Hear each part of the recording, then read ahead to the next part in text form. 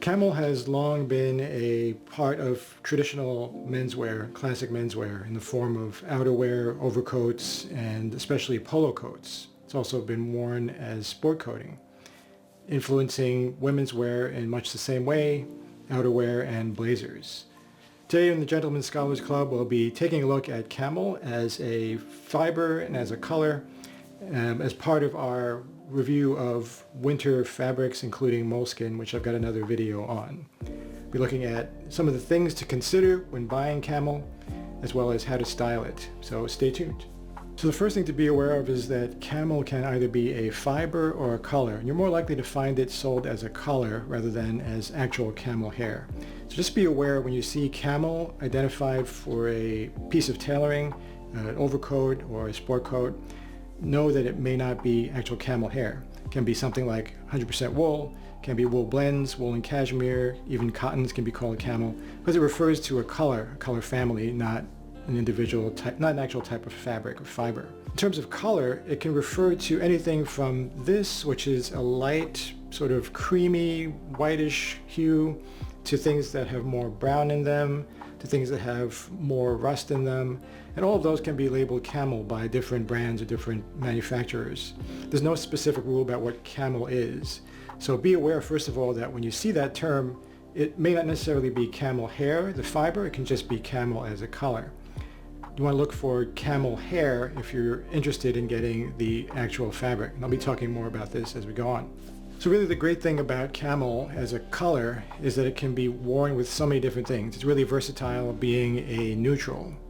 In the lightest form, which is what I'm wearing here, I find it to be the most flexible. You can wear this with light grays, or sort of silver grays. You can wear it with a little bit of a darker gray. You can wear it with sky blue, with rust, with navy blue, with brown. Really a large range of colors for autumn and winter. So that's why I really like camel, and in the lighter hue. When you go to the mid-range colors, which can be more yellow or more brown, you can still do a lot with those, but I tend to prefer them with things in the brown family more than in the gray family. Once there's brown in the color to a greater extent, I would say I like to pair them with other browns.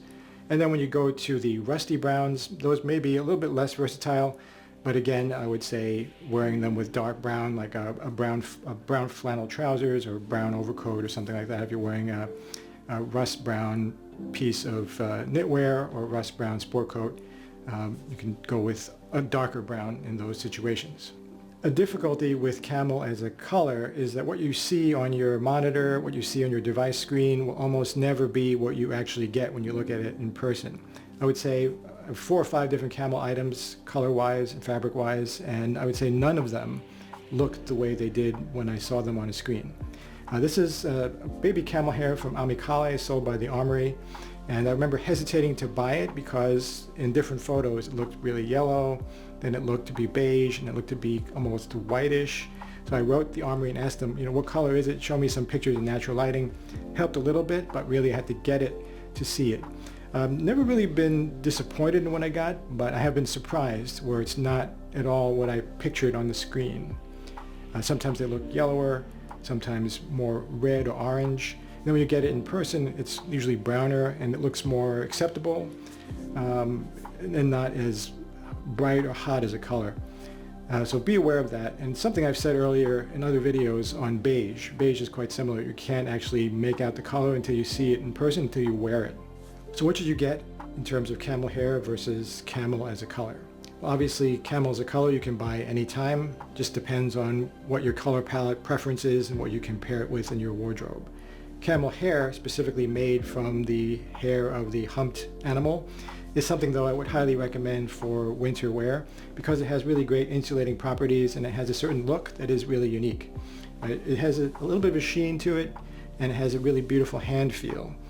You can feel the individual hairs if you run your hand along it, but it's also soft at the same time. So it's not like other tweeds, which I also like, which tend to be rough. It's really soft and kind of spongy, and has the insulating properties. Now I've heard from someone in the industry that they don't like camel hair really because when it gets wet it doesn't respond well. So I've never soaked my camel hair in pouring rain, and maybe you wouldn't want to wear camel hair under those conditions, but if it's gotten wet, It does spot with raindrops, but those dry up and you don't see them anymore. So I don't think that would be a reason to avoid camel hair, especially if you're going to wear them, when it's not really raining, when it's dry, sunny, or it's in winter time. Camel hair is also ethically obtained as much as it can be, or as far as I know, because it is obtained from the shed hair of camels. It's not shorn off of the camel. The camel isn't killed to get the hair off of it. And so that is a plus as far as I am concerned. So highly recommend Camel for its versatility as a neutral, for its warming properties when you buy the actual camel hair. Definitely try it in the form of a polo coat, which is the classic means of wearing camel as outerwear, or as a sport coat, which is a little bit rarer, but something that no one else, or very few people around you, will have. So highly recommended overall. Like the video if you found the content useful and interesting. Follow us at Gentlemen Scholars Club by subscribing on YouTube, and thank you as always for your viewership.